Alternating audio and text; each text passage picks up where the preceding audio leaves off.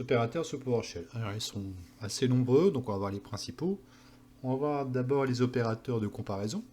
Par exemple, 1 est-il tiré égal, donc EQ à 1.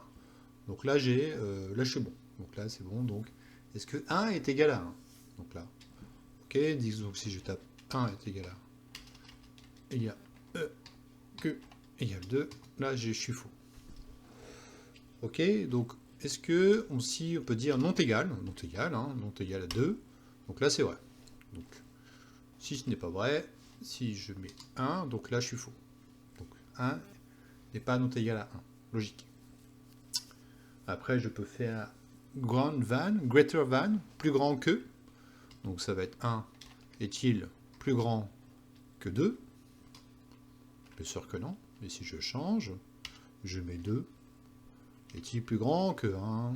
Bien sûr que non. D'accord? Il y a aussi letter than avec le LT. 2 est-il plus petit que 1? Donc c'est faux. Donc si je fais le 2 ici, là je suis bon. Ok?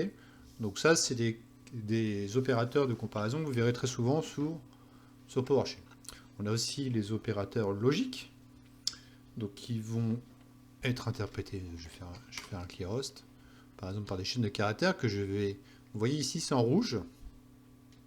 Donc on voit tout de suite que PowerShell, la syntaxe n'est pas terminée. Donc dès que vous avez un petit rouge qui dit attention, attention, là il y a une erreur. Donc je vais mettre par exemple chaîne de caractères, je vais mettre Toto. Est-il égal à Toto? Alors là on voit que c'est true. Alors on voit que Toto, il y a Toto minuscule et Toto majuscule. Donc si je veux limiter la sensibilité à la casse, il faut rajouter un C ici. D'accord? Donc sensibilité à la casse, là je suis faux. Donc Toto ne correspond plus à Toto minuscule et Toto majuscule. Ok? Donc je vais rajouter des opérateurs logiques. Donc je vais faire si Toto égale Toto. Et donc c'est un tiré. 1 égale à 1. Donc là je suis bon.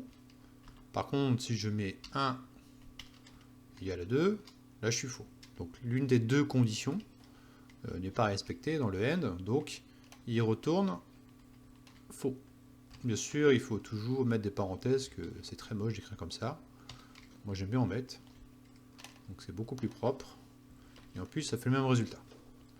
Ok? Donc, je peux aussi jouer avec le OR.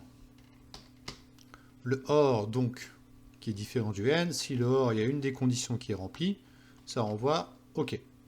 Par contre, si je vois ici que Toto est différent égal à Titi, là, j'ai faux. Parce que les deux conditions dans le OR ne sont pas bons. Ok, donc là, c'est les principaux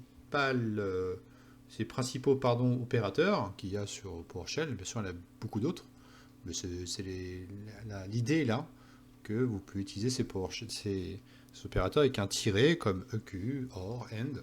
C'est EQ pour limiter la casse. Greater than, letter than, etc. Ok.